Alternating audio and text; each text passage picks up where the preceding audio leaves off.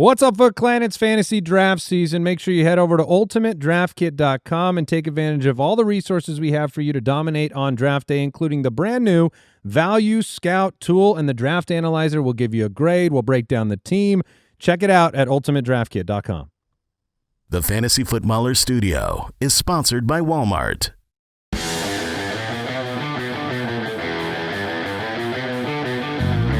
Welcome to the Fantasy Footballers Podcast with your hosts, Andy Holloway, Jason Moore, and Mike Wright.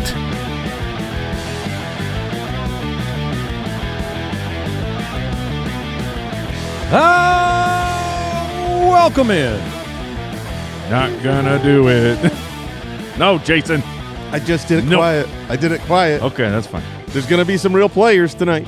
Can you speak in lowercase? Is that possible? I think you did. Yeah, I definitely did. Is that a whisper? It wasn't really a whisper. It was more like this. I don't know what this is. Is that similar to the voice of public opinion? You know, I think they're their own distinct thing, man. Yeah, okay. Well, we do have 3 lowercase football games tonight. Colts, Ravens, Bengals, Eagles, Raiders, Seahawks. So that's fun. Yeah. You know what? I'm going to be honest with you. I thought it was just Raiders Seahawks tonight. I just got more excited. Yeah, Would Bengals. you have raised your voice, your little teeny voice, to a higher level? Football time. Okay. All right. Well, thank you. That sounds like Gaffigan. Hot pocket. Which you've gotten the Gaffigan comps before. You Yeah. guys have similar senses of humor. Yeah. So Similar senses of humor, similar builds. You know, there's some good, some bad. Welcome in one and all. Wide receiver top 10 ranking show today. News to talk about. Got some more preseason action going on tonight. We've got Jason Moore over on X at JasonFFL. You can follow Mike at FFHitman. I'm at Andy Holloway in the show account at the FF Ballers. A lot of good stuff getting posted lately. Our amazing writing staff putting up some Path to Wide Receiver 1 articles. So you can check those out at the FF Ballers over on X. The UDK is available right now at ultimatedraftkit.com. Let's talk some preseason. Preseason Power-Up.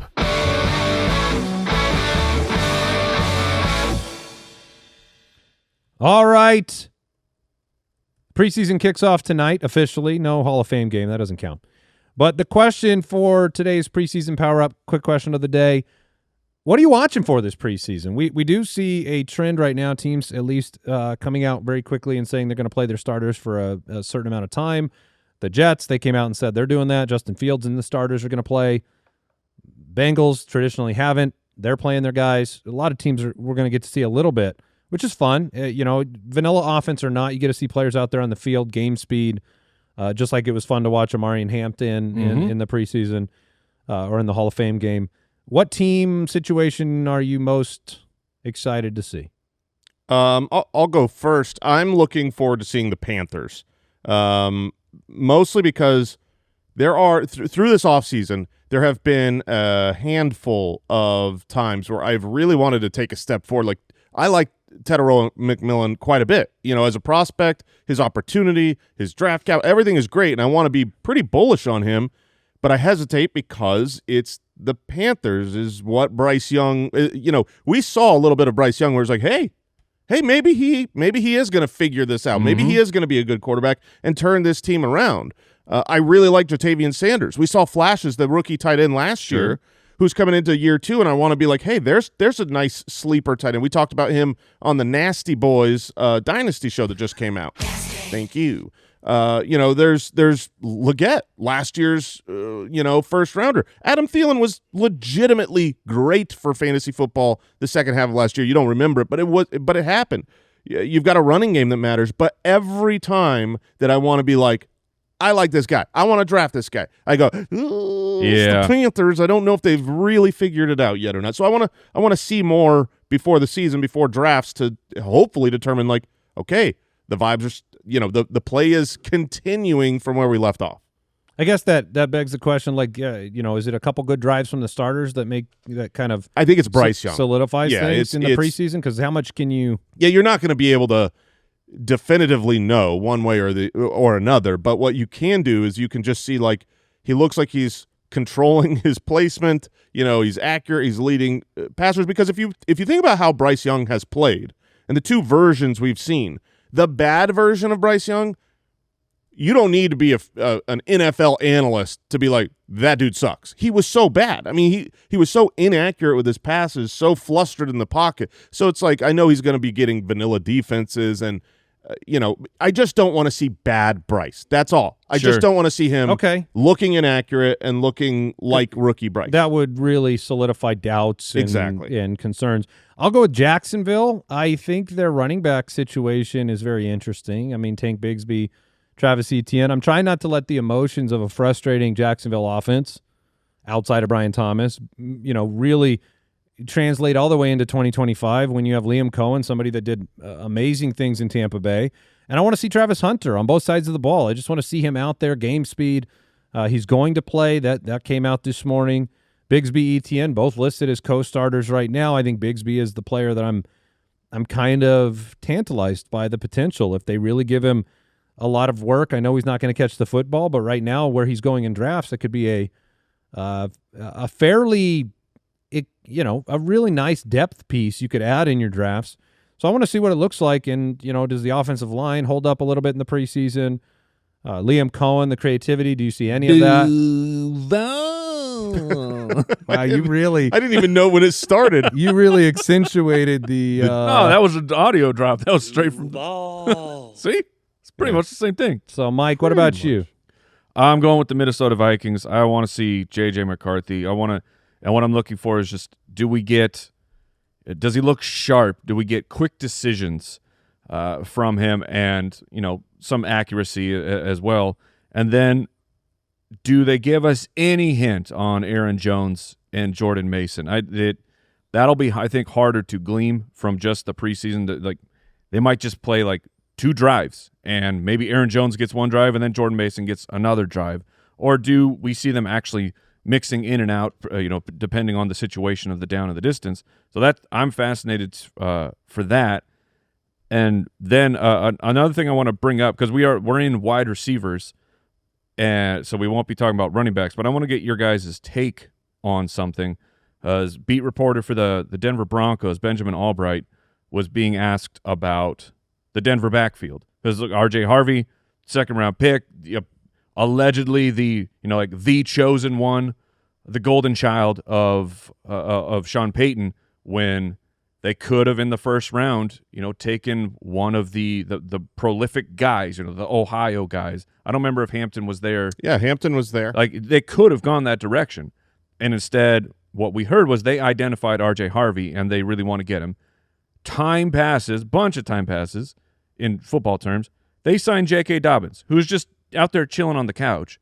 And Albright, for a good amount of money. Yeah, and Albright was tweeting, because people are like, we want it to be R.J. Harvey. And Albright's, ooh, I don't know, guys. Like, what I'm seeing right now is the split is like J.K. Dobbins 70%, and specifically because R.J. Harvey doesn't have the tools for pass protection, and that is keeping him off the field. So I'm wondering what you guys are making of that note, because it seems like it should impact something. I brought the pass protection thing up. When you talk about Sean Payton, he's going to play the players that he thinks give them the best chance to win, and it doesn't matter where they're drafted.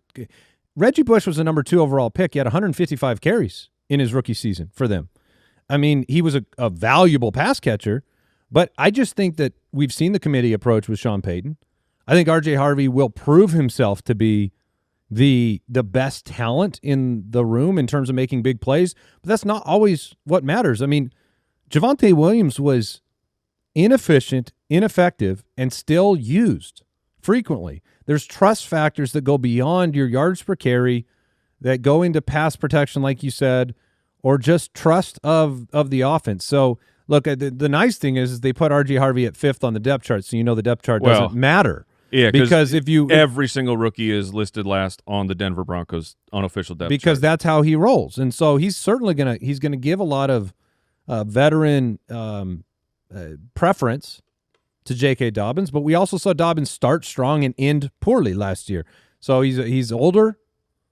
He's got some tread on the one leg, and I think over the course of the season, the rookie kind of that role should increase with trust. You got to protect the football.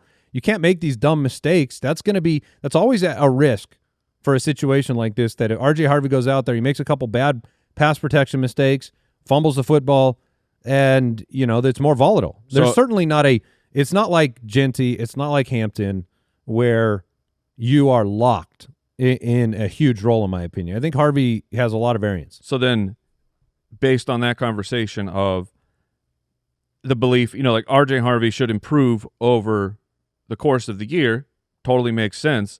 Then what do you do with the draft? Because right now, on average, so RJ Harvey on Sleeper is the 5'11". That's a pick. That's pretty expensive. That's right before Tedero McMillan. It's just slightly ahead of Isaiah Pacheco. It's in front of my beloved Travion Henderson. That if it really starts Dobbins at 70%, how long until Harvey is someone that you actually feel comfortable starting? And because you just spent a starter pick on him when J.K. Dobbins might be the better pick right now. I think J.K. Dobbins is the clear better value. Like, J.K. Dobbins is a really good value in drafts. He's going in the double-digit rounds. He's not being drafted as a starter. He's going to start the year as the starter. He'll score more fantasy points in the beginning. Now, the expectation, I think, for most people, myself included, is that by the end of the year, the more valuable fantasy asset will be RJ Harvey. But with that, that isn't a guarantee. J.K. Dobbins could, because he's going to start in that role, what if he just dominates? What if he's great? Right. They're not going to go away from him, even if RJ Harvey gets better and gets a little bit more involved. So I think the better approach right now is J.K. Dobbins in the double-digit rounds. I still think the more valuable asset will be RJ Harvey. I don't even have a problem taking RJ Harvey ahead of J.K. Dobbins. Well, you have to, multiple rounds. Right, but I can't justify taking him in the 5th round. That's where he's going right now. I won't have a lot of RJ Harvey. So where about? Probably the 7th round is where I think his value should end up, which means I'll end up with no RJ Harvey. I remember when Dobbins was signed and everyone's like, don't worry about it. RJ Harvey's fine. That's not true. It's just not the case. Dobbins, obviously, a lot of preseason work, the number one spot on the depth chart, and then Benjamin Albright, somebody you can trust. Yeah. It's a good question to bring up, and it's one that, again, with the preseason, we got a long way to go until we kick the football off on September 4th. So let's talk some more news. News and notes from around the league, presented by Progressive Insurance. Sean McDermott says he believes Khalil Shakir will be ready for week 1. That's good. Did you guys adjust him very much with the injury, the high ankle sprain? I hadn't yet. I moved his risk meter up. I think that he'll be slightly less efficient week 1. You're not usually at 100% the first week back, if that is his first week back, but it's, you want him there for week 1 versus week 4. Okay. All right. It'll be tight for him to get back in time. TJ Hawkinson, Justin Jefferson, they were some Vikings injury situations. Hawkinson returned to practice. Jefferson still sidelined with the hamstring. Gonna need some practice here, Justin. Yeah, we got some time. We'll talk about him on today's show. I don't like seeing this. Malik Nabers not at practice once again with the toe situation. They came out and basically said it's part of the process that he has to follow. This toe injury has followed him for years. Forever, right? Yeah, it's going back to LSU. Just saw it off. Malik. You got to do what you got to do. Just get that. You got the loose tooth. Sometimes I don't know if you can do that with a toe. Sometimes you feel the tooth. The kid asks, "Ew, Dad, is my tooth ready?" You go, I can make it ready. I can get it out of there. Yeah. It's going to hurt, but maybe that's the answer. Maybe the toe's not ready. It just depends on which Not toe. a doctor, but... Yeah, it may not be ready to come off right now, but in the long run, just get it out of there. Eventually it's going to come off. Eventually it's coming off. It's falling off. Yeah.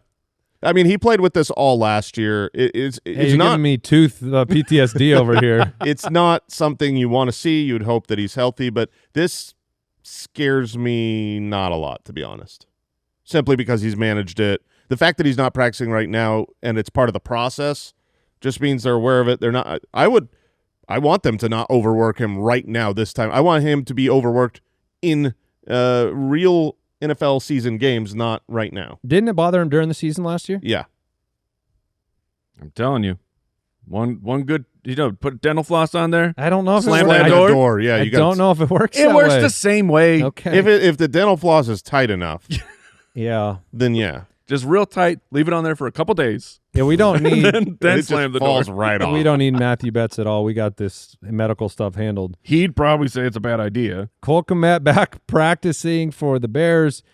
Jaden Reed not practicing on Thursday. Marshawn Lloyd doing rehab work. The only kind of Goodness. work he does. Third on the depth chart, by the way, behind Dude, Wilson.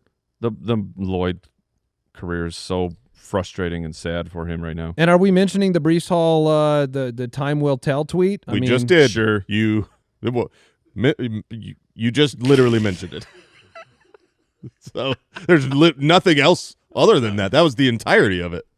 He tweeted, "Time will tell." It's a very Yes, it will, Brees. It's a very passive-aggressive tweet from Brees Hall. Generally, this type of tweet, per the rules of Denny Carter, this is a wide receiver tweet. I don't know what Right, Brees Hall yeah. is doing.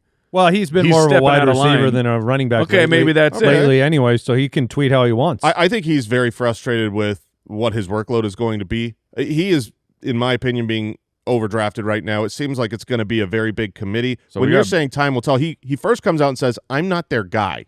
He literally said this at a press conference. Said, "I'm not their guy." He they did didn't follow it draft up me. with like, so I know I need to prove it. Sure, yeah, but I mean, he's feeling that. If you're willing to sit there and say like, "Hey, I need to prove it. I'm not their guy. They didn't draft me," and then you come out and you're like, "Time will tell." Well, What's the timeline he's thinking here? Is this like my next contract? You're going to see I'm really good. I think this is like the rest of this year is an opportunity to prove himself and get out of town. I mean, even before those comments, Jay, he was, he kept saying, I look at myself as a 3-down back. I don't know how the team sees me. Mhm. I look at myself this way. And like you said, the frustration of like, hey, maybe my role is committee back on this team. So how are we feeling about a 13th round Braylon Allen? Great. Feel great. I think I got to pump him up. Got dynasty rejected on a trade for him yesterday. I just did a startup over the past couple of days and got Braylon Allen in like, I don't know, the 16th or something. Like people are You not. want Braylon Allen or Ramondre Stevenson in a dynasty? Oh, Braylon Allen. Oh man, that's gross. Oh, it's one of those guys is yeah, one for of them. sure not very good and fumbles all the time. The other one is Oh, my gosh. 21. Ramondre Ramondre has been Stevenson very is not good. a bad football Ramondre player. Stevenson is not. Ramondre You are- Stevenson you is are not also very good. Is also under contract. I'm pretty sure he's under contract where this year and next year he's pretty much going to be part of their offense. And this could be an offense with the Patriots if Drake May is that dude that could actually be good, whereas the Jets offense probably won't be.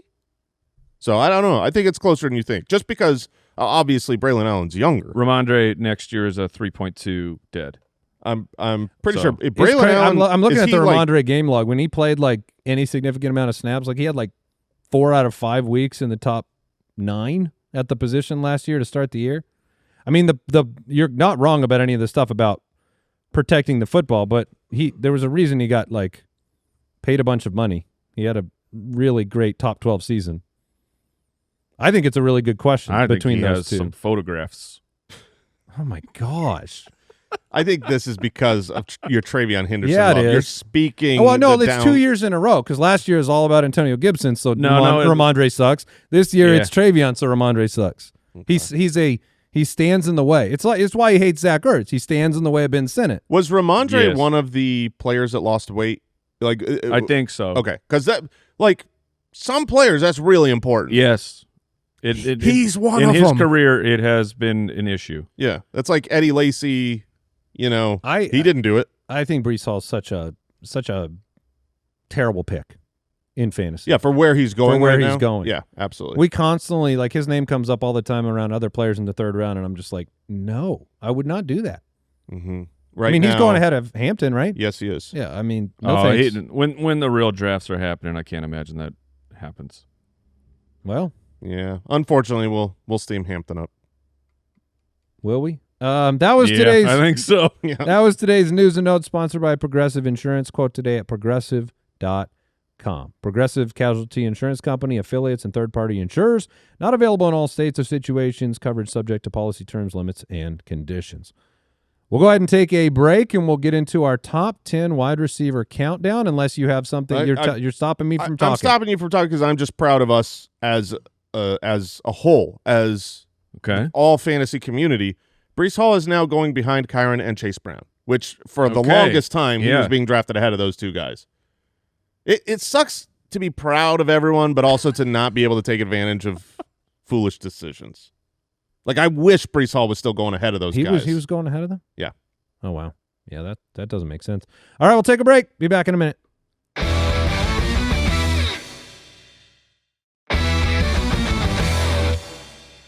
All right, it's time to talk top 10 wideouts.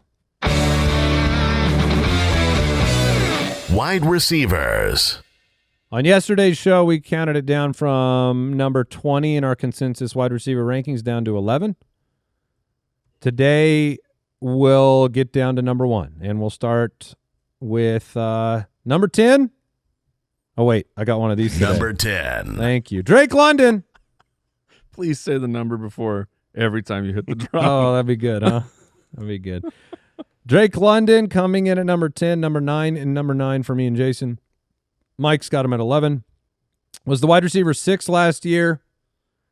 You know, this is it's a bet on Michael Penix Jr. being competent, which I think is fine. You know, like, we had a very, very small sample size of them playing together last year. It was very good for Drake London, but it's also target consolidation in the offense. Like, you know, Drake London's going to be the show. Like, he's their wide receiver, and he deserves to be 1 and number 2 probably. And you know, what is a bet against Drake London? It's a bet on Kyle Pitts. What's a bet against Drake London? It's a bet on Ray McLeod. I mean, a bet against Michael Penix. But I still think. I mean, our bar of success there. It's like if Justin Fields was the quarterback of Atlanta, would you feel good about Drake London? Yeah. Okay. I mean, that's as low as it gets on the quarterback meter. No, I agree. This is really just a target play. He had 157 targets last year, and if you look at the very small sample size, but the 3 games with Michael Penix, 8 targets, 13 targets, 18 targets. He's not afraid that I don't know how great the targets are going to be. He's afraid of throwing at anyone else. Right. He's not afraid at just hyper-targeting his wide receiver 1. It's probably what has to happen.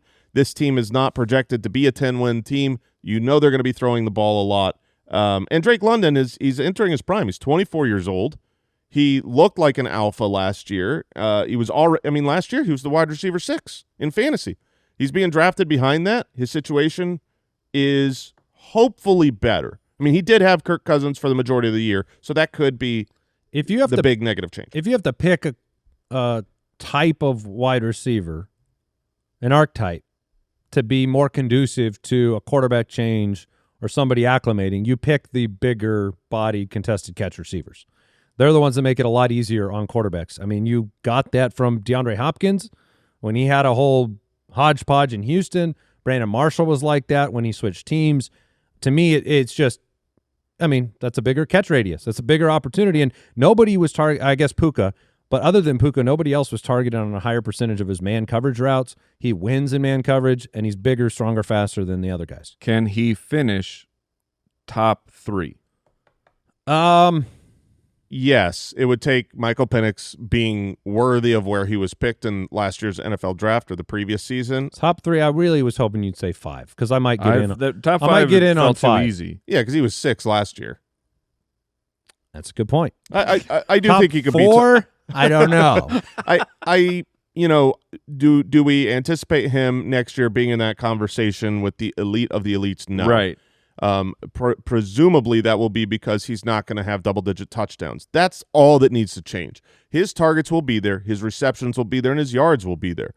So if he ends up with 10 touchdowns, he'll be drafted, in the top 6-7 picks in fantasy next year.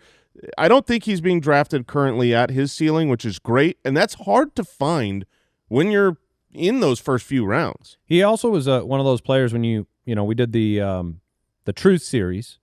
He only had 6% of his games be great games, right? He finished at 6 through stat accumulation over the year, but he only had 2 weekly finishes at or above that number. He was much more consistent. It would be nice to see those boom games. Maybe Michael Penix Jr. Can air it out. We went through the whole Kirk Cousins experience last year. So, it's a player that I think is very safe. Yeah, for fantasy. I'm 2 ranking spots behind, but I think his you hate him is what you're saying. I think his ADP is fine. All right, moving on. Number 9. Look at that. I remember to push the button. Otherwise, I'm a little disappointed. They didn't know what number we're on if I had just said it. A.J. Brown comes in at number 9. He's one of my more surprising rankings. I got him up at 7. You guys both have him at 10. I think he's missing a little time right now. He pivoted off the field. Devontae Smith's back on the field with, I think, a hamstring. Last year was a disappointment. I mean, he had finished as the wide receiver 7 in Philly in 2023, wide receiver 5 in Philly in 2022. It was a disappointment because the Eagles were too freaking good. Well, and I guess I was going to point out they were too freaking good, but he also missed time. Points per game wise, he was the same guy. I mean, he was 0.2 points per game better than in 2023, despite the fact that they depended on Saquon Barkley so much and they didn't throw it that much. So to me, I'm just so confident that A.J. Brown is primed for a bounce back, and you finally get him at a value that is like probably the floor to me at wide receiver 10 in the second round. So I feel really good about him. Yeah, he's interesting because how good the Eagles defense is, how good their offensive line and running game are. It's one of those situations where A.J. Brown could be way better than what he did last year. But he could also just be not that needed, not very consistent, have games where, Devontae Smith had his game this game, and they didn't need much more in the second half, and so A.J. Brown dudded. So, like, when you compare him and Drake London, and I will say this, since this is the top 10 show, there is a massive break to me. Like, I don't know if you guys have the exact same top 10 guys, but to me, there are 10 great wide receivers that I'm happy with as, like, even my wide receiver 1, and then it's a huge break to the next guy. Like T. Higgins, I think it finished our previous episode. That's like a big tier break for me. Before between Higgins, Drake London, Drake London, A.J. Brown. But I think I would rather have Drake London over A.J. Brown for just volume, for consistency, for hopeful step up. I'm on the A.J. Brown side. Again, like he was – A.J. Brown's a better wide receiver. I feel like last year was as bad as it can get from a passing percentage standpoint, and the defense was so good, and Saquon, and he was still better points per game than his wide receiver 7 years. So I lean the Brown side. I think both are great picks. If they're close, does the hamstring issue even come into your mind? No? Not right now. Okay. It might. It might later. Yeah, if he's still – Ask me later. Mike, where do you stand on A.J. Brown and maybe the I'm more on your side, Andy. I think A.J. Brown is – I'm really happy with him as my wide receiver 1. The projecting the Eagles' defense, I mean, if you look around, many places are going to list them as, they're going to be the best defense more than likely in football. But part of being the best defense also includes being the luckiest in terms of injuries. They happen, and one key injury changes everything for how a defense functions, and all of a sudden that they can be more exploitative. Now the offense has to kick it into gear. So while there is a chance that they just dominate yet again, I'm still good with A.J. Brown because he was so dominant and he basically took second halves off. Last year, I think this is kind of interesting to look at when we talk through the top 10. Last year, A.J. Brown was the wide receiver 6 off the board, and Drake London was the wide receiver 11 off the board going into the 2024 season. This year, London is being drafted as the wide receiver 9. A.J. Brown as the wide receiver 10 on Sleeper. But both of them true alphas. At 8, it's Brian Thomas Jr. He finished as wide receiver number 8. 4. There it is. There it is. Oh, man. Oh man. Hosting is Oh, hard. man. You know what it was? Yes. Is it was yesterday I actually went looking for numbers, and then I remember we don't got the budget for numbers 20, 19, 18. Right. Well, come on. Anything above 10, we can't afford that. So I got Gotta keep really the used lights to on. just cruising. And thank you, Al, for I got you. taking care of that. That's going to happen more and more the rest of this show. I was talking about Brian Thomas Jr. He's not even 23 years old. It was an incredible rookie season. I am the lowest of the three of us. I don't know why exactly. I mean, it's how the stats ended up, right? Like part of the process, if you're new to the show, if you're coming back for, the first time in a while, we talk about this. We go out, we project players. And sometimes the stats surprise you and players end up differently than where you thought they'd be or where you would have wanted them to be in terms of the rankings. And that's why we have risk ratings and upside ratings, because players have to go in a certain order. But, when you're drafting, maybe you're looking for an upside player because you got a safe player. Maybe you're looking for risk aversion because you've got a risky player already. So those things have to differentiate for you. For some reason, when I looked at Jacksonville, I just didn't get to where he finished last year. He was very, very productive in a time when Trevor Lawrence wasn't on the field, in a time when Kirk and Ingram were not available for them. I'm not trying to overemphasize that. I think Travis Hunter is going to play a ton of offensive snaps. I think the latest number from Liam Cohen that he, kind of threw out there to Rich Eisen was 80% of the offensive snaps. I mean, Brian Thomas is an alpha. Brian Thomas is dominant. Liam Cohen, somebody that you should be able to trust. Yeah. I just thought he really, it has happened before where that rookie season is kind of like the peak. The biggest, your kind of most boom season, and 10 touchdowns, it's a lot. When I'm looking at Brian Thomas, I think there's a couple narratives of which direction are you going to go with him as a player, not on the field. Like, watch him play. He's that dude. But the couple guys being missing at the end of the year, I don't want to Amon-Ra this situation of when you see talent truly on the field. But I think, Andy, where your feelings can really come into play is the first 9 weeks, that's Trevor Lawrence. And in that time, Brian Thomas is good. Like he were all like massively outplayed his ADP. He gave you 3 top 10 games in that time, but it's a 20% target share in that time with Trevor Lawrence. And then Mac Jones comes in and it goes up to 32. This is not Mac Jones was feeding the number one guy a little bit more than Trevor Lawrence. That is a substantial difference between the two of them. So Mac Jones figured out how to look like a good quarterback. Yeah. Just throw to Brian Thomas. Exactly. So can Trevor Lawrence actually look like a good quarterback? Trevor Lawrence is the only issue that I have here with Brian Thomas Jr., but I don't think Trevor Lawrence is so bad as a quarterback that he can't support Brian Thomas being a true alpha. He was a late transition to wide receiver in his NFL career. That was like why, he only had one big breakout year in college and people were worried, does he have the skills? When you watched this guy last year, sometimes we just forget how good he was. He was great at the line of scrimmage. The screen game, unbelievable. Middle of the field, just outstanding. So much separation. Deep bombs, like all 3 levels of the field, he was awesome. And red zone. Yeah. So I feel like this is a young guy, obviously. Maybe the wide receiver 4 finished with double-digit touchdowns as a rookie. Maybe that's the highest he ever finishes. Regardless, he finished as the wide receiver 4 as a rookie.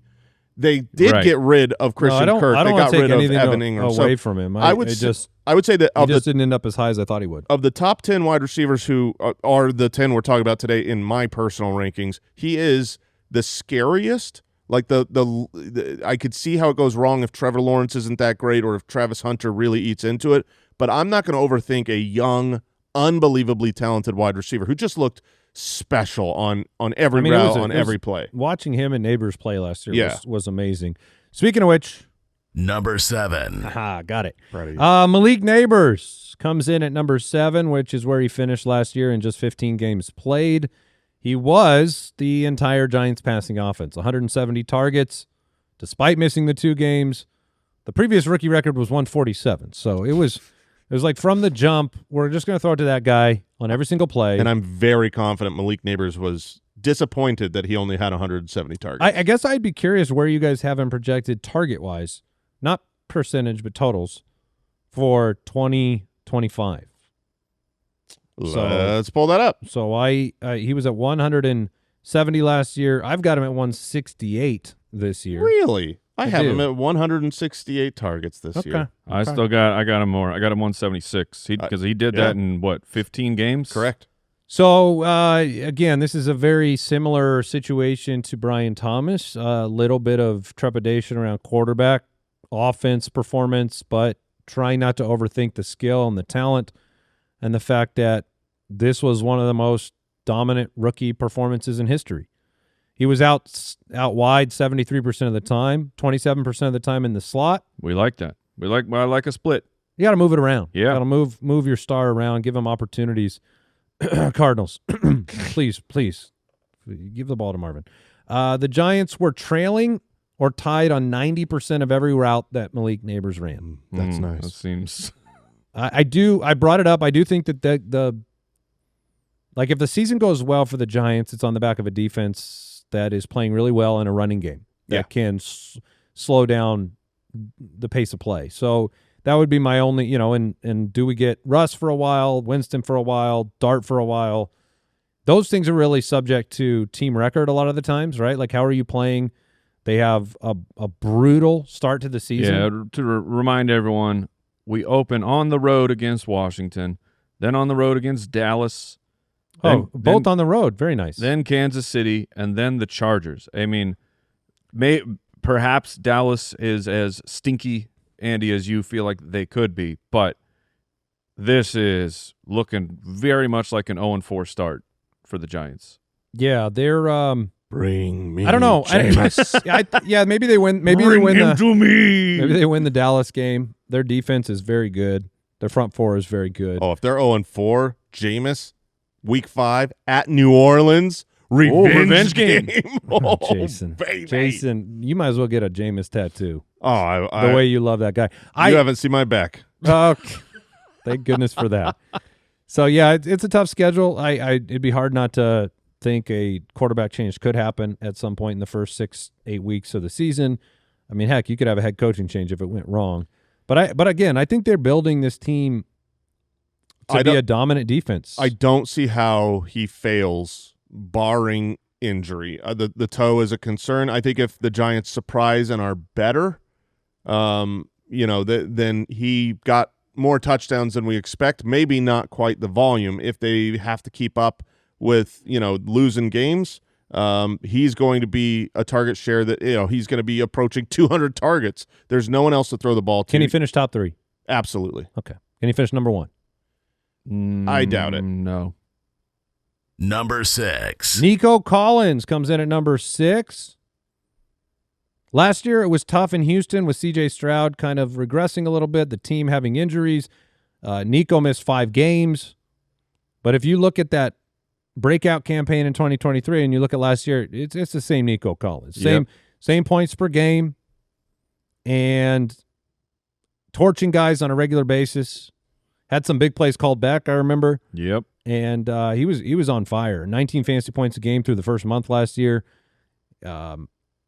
Nico's that dude. I mean, he's a bona fide number 1. I think Nico could finish as the wide receiver. I think he could finish number 1, absolutely. It's just a quarterback issue for Malik Nabers. In order to be the 1, you have to usually lap the field. You're a couple points higher. The touchdowns came, and they could come here with C.J. Stroud. Yeah, and you don't have Diggs. You don't have Tank Dell. Right now, the depth chart shows Jaden Higgins as the wide receiver 2 as a starter. Who we like as a sleeper. We do, but I think, it's very obvious that, Nico is that dude for this team, and he's being drafted right in between Malik Nabers and Brian Thomas right now, on sleeper. So, you got to look at him as a, wide receiver 7 feels fine. as a draft price to me. We all got him a spot or two higher. Yeah, Mike, you've got him the highest. Yeah, I love me some Nico Collins. The dig route seems just unstoppable. I mean, he's on this archetype of a later breakout than Mike Evans. Evans was immediate, but it's like they remind me of play style of each other. Obviously, Nico, I'm talking about the younger version of Mike Evans, and so if things are rolling, he can be a truly unstoppable force, and he will be force-fed targets. I think the Christian Kirk being on this team it's good. It's good for the Houston Texans. Christian Kirk is a valuable wide receiver. We may be past the times of Kirk bringing us fantasy relevance, but he certainly helps Houston, which is going to help our guy Nico get those touchdowns. All right, we will take a quick break here, and then we will count down our top 5. This is an ad by BetterHelp. These days, it feels like there's advice for everything. We talk about this all the time. You look at the reels and all the social media. You got the cold plunges, gratitude journals, screen detoxes. But the problem is you don't know what actually works. And the internet is full of information overload about mental health, about wellness, and it's hard to know what will actually make a difference, what's true. And so you got to take action, but you don't know how. You want to use trusted resources, and BetterHelp has live therapists that can get you personalized recommendations and help you break through all of that noise. With over 30,000 therapists worldwide, BetterHelp is the world's largest online therapy platform, having served over 5 million people globally. And it's very convenient. You can join a session with a therapist at the click of a button, and you can switch therapists at any time. As the largest online therapy provider in the world, BetterHelp can provide access to mental health professionals with a diverse variety of expertise. Talk it out with BetterHelp. Our listeners get 10% off their first month at betterhelp.com/footballers. That's betterhelp.com/footballers.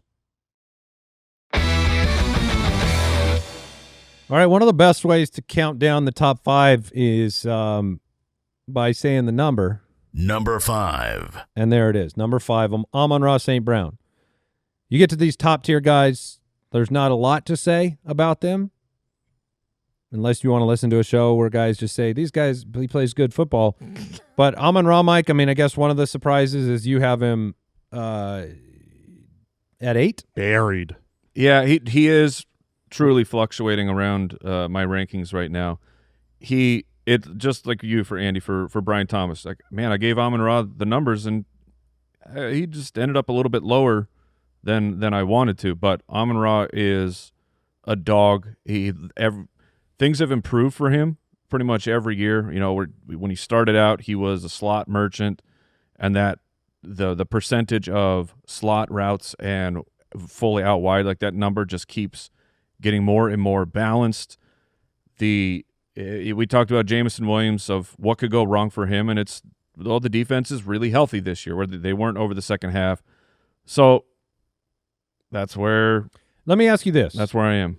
Laporta, obviously, double-digit touchdowns as a rookie. Jameson Williams, we talked about him yesterday. I like him as a breakout. You got 2 talented, running backs, one that's basically a wide receiver. Mm-hmm. Do you look at do you see this offense like if Jameson Williams had a breakout season? Does it come at the cost of Amon-Ra in any regard? I believe so, yes. Yeah, it definitely would. Because Jameson Williams' type of a breakout season are drive-enders. You know what I mean? Yes. Like those are he has a 60-yard touchdown, he has a 50-yard touchdown. He's a handful of games. A 70-yard touchdown. I could do this forever.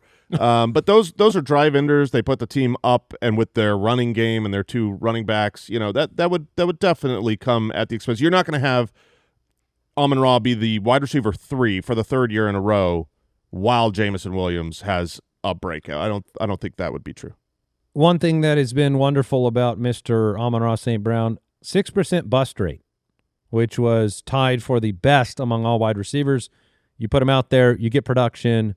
You can feel really safe. He moves the chains. The offense is good. Safe. You feel safe every week. He's 70% of his games at half PPR over the 10.5 point threshold. He's just as reliable as it comes. When you're talking about a guy who is going to catch over 100 passes almost guaranteed. There's really no risk here. And now around the red zone, his red zone usage has been great. Back-to-back double-digit touchdown years. He's just, can he be the wide receiver one? I don't think so. Probably not. And it feels like people have been slow to accept him as their one on a fantasy team. I think that's happened year over year. Like he has been that guy. He's been completely worthy of it. But every step of the way, even his draft capital for the NFL, it's like we're going to doubt that this guy can go out there and dominate to the level that he does. But he's kind of a force of his will on the field. It's outstanding. All right, this one's more scary right now. Number 4. Puka Nucua comes in at number 4. He's in that wide receiver prime, 24 years old, 23, 24, 25. Those are the prime years for wide receiver production in fantasy. We've got him at 4. He finished at 4 in 2023 as a rookie, which was unbelievable. Last year, the injuries held him back, but his points per game, they were better. Mm-hmm. So he was so good. I think injuries are a little bit of the story with Puka Nucua. I don't think that's an unreasonable thing. Like if it was just a blip on the radar. Well, he's had him going back like his entire career. Ironically, his rookie season, he played all 17 games, but he tends to come out. His play style is he's too much dog in him. You know what I mean? Like got to turn it down a little bit here. Turn Puka. it down a little. He will lay out for any ball. He will crush into people. He plays fearless, and I just wish maybe have a little bit of fear. Yeah, you talked about it in last year it was that busted Bursa. That cost the Bursa sack. The Bursa sack. Yeah. Cost him 6 games, but you talked about it, 2023, the rookie year. He had knee swelling, shoulder bruise, sprained shoulder, hip soreness on injury reports for all 4 of those things. Never missed a game. Yeah, 17 plays. But he puts his body on the line for sure, which and then you have the risk of Matthew Stafford. Yes. Which is probably the bigger higher injury risk to me. So, if Matthew Stafford's there and he plays 17, you're talking about a guy that could absolutely finish number 1 overall. He's right in that prime range to do so. It's rare to have, the same guy repeat at wide receiver year after year. So Puka's in that category. I can tell you, having had him on a roster for most of the last 2 years, it is a great time. This is a player who is not only consistent like Amon-Ra St. Brown, but can actually go out there and have, week-winning performances where, he's just got so many targets, so consistent. I love every single thing about him. And when you've got a quarterback like Matthew Stafford, when he's out there and he's healthy, he is not afraid to go. And, I mean, he made Cooper Kupp the Triple Crown. He is fine to go out and take his guy. And even though you've got Devontae Adams here, Puka is the number 1 target. Puka is Stafford's guy. How do we get Puka more touchdowns? Yeah, I was going to say, that's the one thing that stands out to me is the touchdowns. It's like if the volume wasn't to the 9 touchdowns in 28 games? No problem. That doesn't bother me at all. Touchdowns, I mean, bothers me a little bit. Well, with Devontae Adams, who is a touchdown savant. My point is we've seen 2 years of this NFL wide receiver. At the end of his 8-year, 9, 10-year career, whatever it is, you're going to have double-digit touchdown seasons from this good of a player. You always have that. Even these guys who don't score a bunch of touchdowns Julio. throughout – you're saying Julio didn't have double-digit touchdown seasons? I'm saying Julio, that was the story every single year of his career. We were sitting there going like, why does Matt Ryan not find Julio Jones? Right. No, it was very, very frustrating, but he had a double-digit touchdown season. He had seasons with 8, 3 times. So four different seasons he had. This is the guy that you're bringing up. Yeah, double-digit touchdowns 1 time in 12 years, though. I was just saying that was the refrain with Julio is that sometimes players players don't do that. Yeah. Hall of Fame wide receiver is one time, and that was the frustration year in and year out. It's not that Puka can't. I'm not saying he can't. I'm saying sometimes it just doesn't come to certain wide receivers, and if I wanted to predict a situation where it would be harder for it to come, it would be a situation where Kyron is that good on the goal line and Devontae Adams is double-digit every year for the last 5 years. My point being, if Stafford misses time and you don't get the volume to Puka, you're not going to get the touchdowns from Garoppolo to Puka. Right, correct. And so then that's the negative case. Now, staring down the Stafford decision, what I wanted to ask you is if you were actually in a draft and you're looking at Puka and Nico Collins, even though you have them Puka ranked higher right now this moment, if you had to draft today, you don't get more information on Stafford. Are you pulling the trigger on Puka for the upside, or are you just going to go away from the the risk. I think right this second, with what we know and with Stafford being currently not available to play, I would take Nico Collins and Amon-Ra St. Brown over Puka. Something we didn't bring up for Nico. 4 years in the league, 4 years not playing a complete season for Nico Collins. 14 games rookie year, 10 the next, 15, 12. Yeah, it's worth mentioning. So, I mean, like, where The injury differential. Puka, yes. the guy who we're like, this guy gets hurt. He has his rookie year played every game. Yeah, I wonder. Yeah, that's But a good point. I would That's a take good point. I would take Nico, but I already have Nico ranked higher. All right, let's get to the big guys. Number 3. You can just list them all real quick. Yeah. Well, no, I actually have. I think it's a conversation about Ceedee Lamb Okay. because we know how good it can be because he was the number one overall wide receiver. He was averaging almost 20 points a game. The year before, 14.6, finished at wide receiver 6. Last year, 14.2. Dak missed time, but the truth is when Dak played, and we brought this up on the quarterback show. Like the most recent sample we have of Dak and Ceedee wasn't as good as it was in 2023. The line wasn't not as good as that ending, correct? Well, yeah, I mean, almost the whole year. I think it was week 4 in that year that they turned it on. But what I'm saying is like Dak wasn't that good in that 6-7 games he was active, fantasy-wise. Ceedee was a disappointment. I remember this. I had him. He was a keeper for me last year. I had him to start the year. I was disappointed big time. I mean, you started off, he came off a number 1 overall year, and you ended up, wide receiver 24, 15, 51. He had a good week, 41, 24. That was not, when you draft a guy number 1 overall, which is what Ceedee Lamb was worthy of being picked, I was a little bummed. So, I don't think that the 2023 should be the standard 19.7 points per game. No, that seems like a very special year. That's pretty outrageous. But we've all got him at 3. We know what this guy's. No, we don't. Jason has him at 2. Thank you. Okay. Yep, just wanted to. Put it out I mean, there. I think Ceedee Lamb has as high a chance as anyone to be the wide receiver 1 overall. He is a dominant alpha wide receiver for a team in the Cowboys that, especially if they don't have Micah Parsons, please go away, Micah Parsons. They're going to have to throw the ball more. They can't run the ball. And Pickens doesn't scare me taking coverage away. CeeDee's, target market share is going to be tremendously high. And so, yeah, I mean, I recognize that at the beginning of last year, it was a slower start for Ceedee Lamb and for Dak Prescott when Dak was healthy. But the previous still year, an A.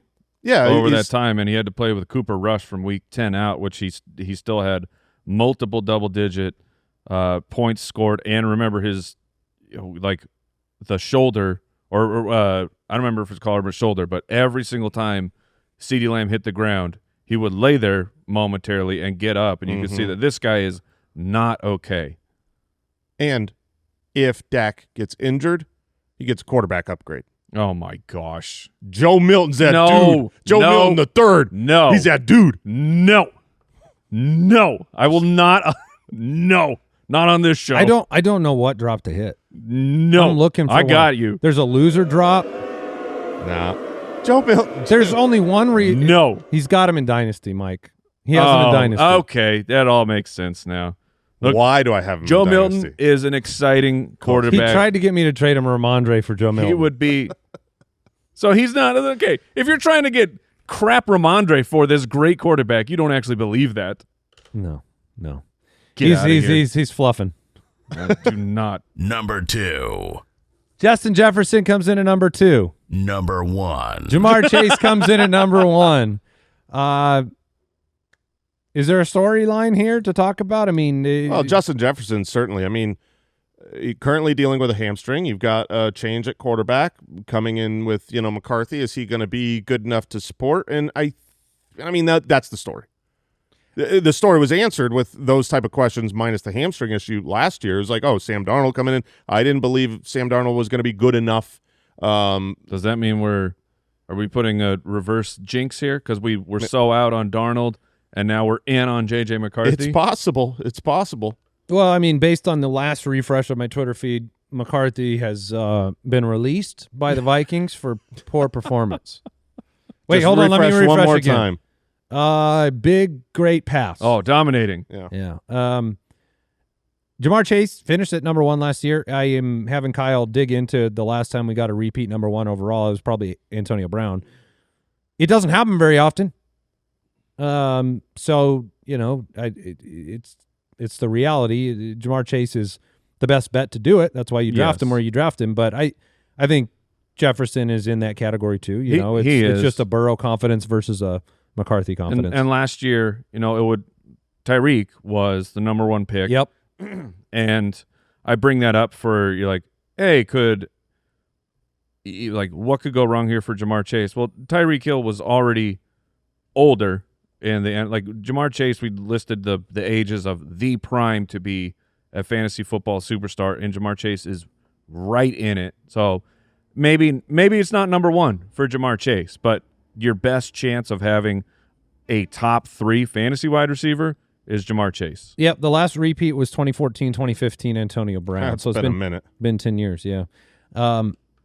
One thing I did want to mention too is I think we talked about it before. Man, I'm looking at this. Like Ceedee Lamb, they go on the road to play the Philly defense. Then they play the Giants defense. Then they play on the road against Chicago's defense. Then they play Green Bay's defense. So that first 4 weeks, if it's slow, we know a slow start does not stop Ceedee from dominating from Dak or Dak from dominating either. But both of those guys could look a little. If Ceedee gets off to a really bad first month, I will be trading for him everywhere I can. Yeah. I mean, and it kind of, like you said, it happened last year. It started slow for Ceedee. He was a wide receiver 11 through the first 4 weeks. Then through the first 9, he ends up as the wide receiver 4 in that over that span. So we've got a mock draft episode tomorrow. We got RB rankings episodes on the horizon, top 10 tips and tricks. Jason's trying to figure out his my guys. Yeah, I've got a couple locked in. It's a couple. Oh, are now. you locked? I got at least one locked in. Oh man, do you know? Are you what sweating at all? Is? I unlocked them. I have the key. So yeah. So my guys episode comes up next week as well. So very, very exciting. Check out the Ultimate Draft Kit at ultimatedraftkit.com, the community. Join thefoot.com if you're an Ultimate Foot Clan supporter. You get the UDK for free every year. You get the DFS pass. You'll be getting a bonus podcast today. You get everything. Yeah, the Footcast. Every week we give a bonus podcast to our supporters at jointhefoot.com. That'll do it for today's episode. Thank you so much for joining us. Preseason football. Yeah. Tonight should be fun. I'll be watching. Goodbye. Thank you for listening to another episode of the Fantasy Footballers Podcast. Join our fantasy football community on jointhefoot.com and follow us on Twitter @TheFFBallers.